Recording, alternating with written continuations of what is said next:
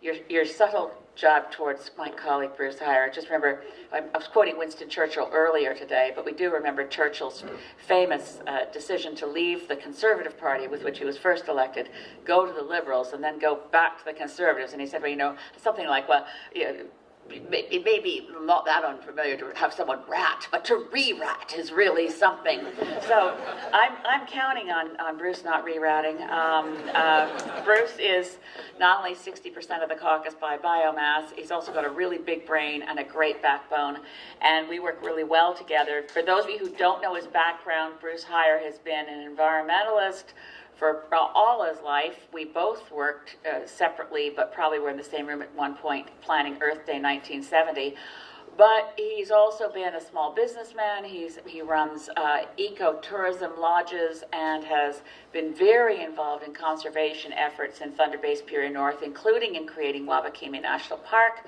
He's done a tremendous amount of work with his constituents for local economic development, and as you know, left the NDP, sat for more than a year and a half as an independent, during which time I sat next to him saying, come on, how long do I have to wait? Oh, Lord. Anyway, the most effective volunteer in the history of this party wasn't celebrated last night, but I do want to mention him, is a young man who came to volunteer in my office in the fall of 2013. One volunteer by himself doubled our caucus because it was Bruce's son, Michael, who said, Dad, you know it's the right thing to do. So I'm going to turn this over to Bruce Hyer.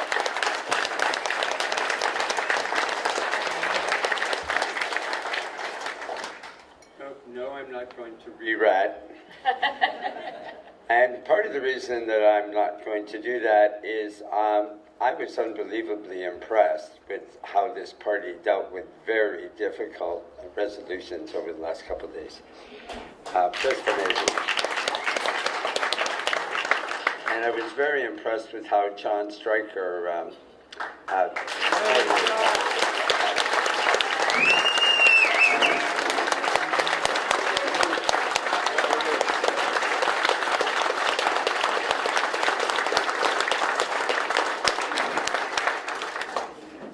probably taking a well-deserved nap somewhere. And building on that, this is not only the most democratic party of all the parties. I, most days, truly believe that this is the only truly democratic party of all the parties, and so congratulations to you. I'd like to read two things to you. I hate to be read to, and I hope you'll forgive me, and then I'll have a few other comments, but I think you'll see why I do it.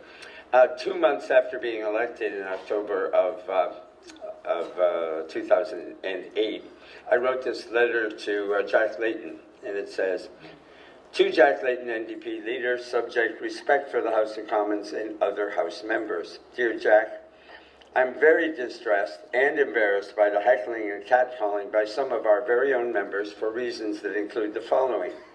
My constituents are very unhappy about it. When I tell them that I agree with them and I don't do it myself, they do not find that an adequate response given that they see and hear other NDP members doing it. They do notice it. So why do we do it? It makes us appear as if we feel powerless. It prevents us from taking the high ground on this and many other issues. I hope that a way can be found to persuade all of our members to refrain from this. When I had dinner recently with Peter Milliken, I had 3 suggestions for him when he asked me about rowdiness by members in general. 1, proportional representation.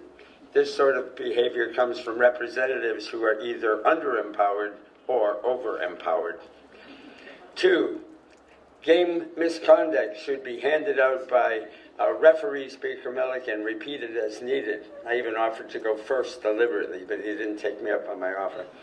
And number 3, end the seating of MPs in bully blocks, but instead scatter us at random through the House with other party members sitting beside us. The last paragraph in my letter to Jack said, for our caucus, I don't know the best answer, but I sure hope we can find it, because I'm not sure, a little foreshadowing here, I'm not sure that I can stay in a party that exhibits this sort of behavior. I'd only been there 2 months. Signed, Bruce Hyer. But a week later, Jack informed us in caucus quite clearly that there would be a zero tolerance for heckling, and that remained NDP policy most of the time until Jack died. So Jack did take my letter to heart. He agreed with me, and he told me afterward that he was glad I had prodded him. Now, I was struck on the shoulder. Did you see that earlier?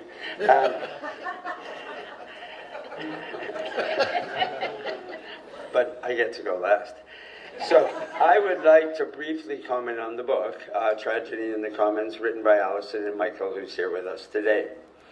To be honest, I was a bit disappointed in it, but I definitely urge you to buy it and read it. As a former professor myself, I'll give it 2 grades. On the background and situational analysis, I'd give it a solid B, maybe even a B+. But cutting to the chase with real solutions, it's weak. It's not there yet.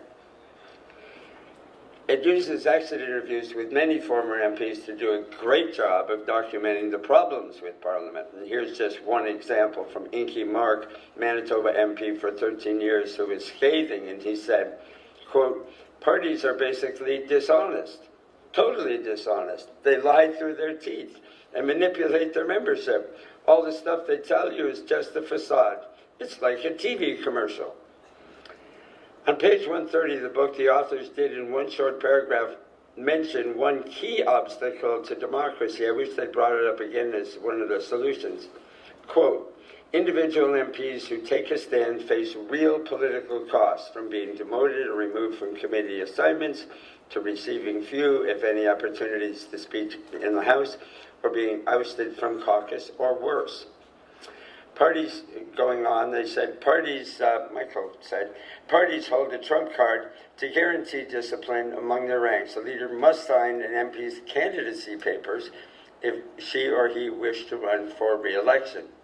And the authors went on to say, "We often witnessed a perplexing disconnect where strategic and independent thinking women and men who had apparently lost all sense of independence and initiative and portray themselves as passive observers of a political process in which the party or the leader has become the primary agent."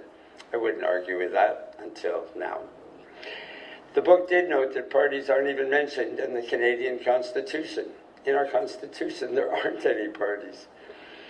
But I was disappointed in the book that it could have had more real solution other than saying that MPs should get some backbone. That was the basic solution that I read at the end of the book, that MPs should just get some backbone. Well, I have to argue with Elizabeth. I do not have a big brain, but I do have a big backbone.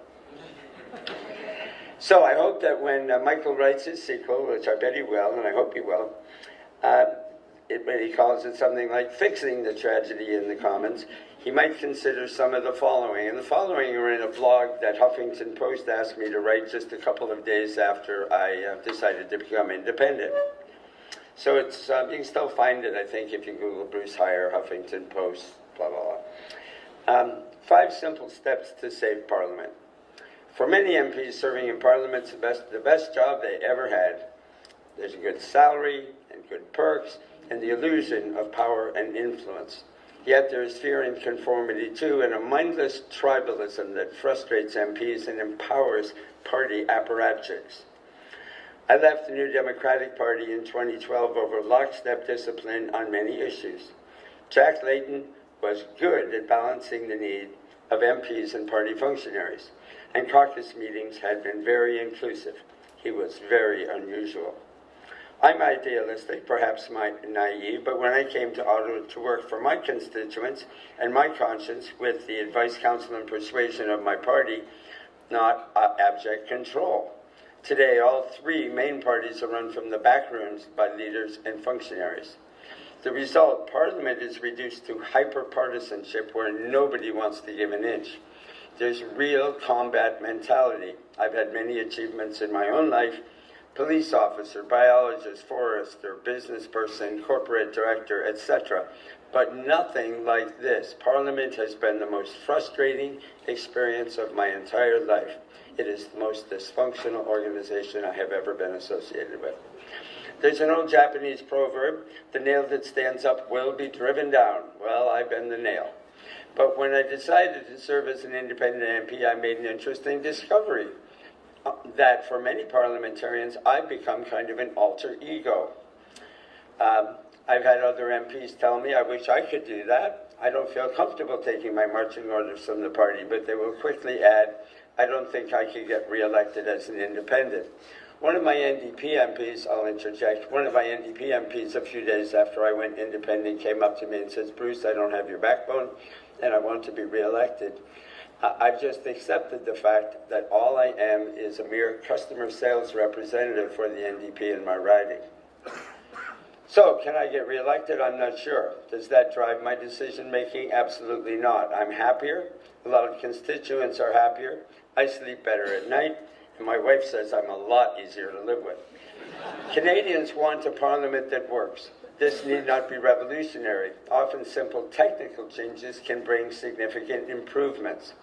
I've introduced several bills and motions to improve Parliament, most recently Bill C-512, an act to amend the Parliament of Canada Act that would limit a Prime Minister's power to declare a budget or any bill a question of confidence, thus forcing caucus to support it for fear of bringing down their own government. Similar legislation exists in the UK, and it makes common sense. So to wrap up, here are my 5 simple steps to saving Parliament. These are the ones I wrote in that blog. First, randomized seating in the House of Commons. It eases the adversarial tension and makes it more difficult to heckle a seatmate who's shown you family photos and his dog. In many European countries, the legislative chambers are round. The impact is profound. Second, permit more than one MP of more than one party to co-sponsor legislation. You actually can't do that now. That's not permitted now, and it would encourage bipartisanship. Third, restore the power of riding associations to nominate candidates, not the party leadership. This was what John A. Macdonald had to do. And John A. Macdonald ruled by persuasion, and gin too, I'm told. Since Pierre Trudeau changed the Elections Act in 1970, all candidates require their leader's signature on nomination paper. It's used as a club mercilessly. And if you buy me beer or gin, I will tell you horrible stories about how that works. Fourth, a Prime Minister must be selected by all of Parliament and all leaders by their caucus. Leaders were chosen this way until 1919 here in Canada. This ensures leaders serve MPs and not the other way around. That's how it actually still works in Australia and in Great Britain. Fifth, we must have proportional representation. I propose a national referendum that asks, do you want an electoral system that is proportional? And then if Canadians pass that, they should have it.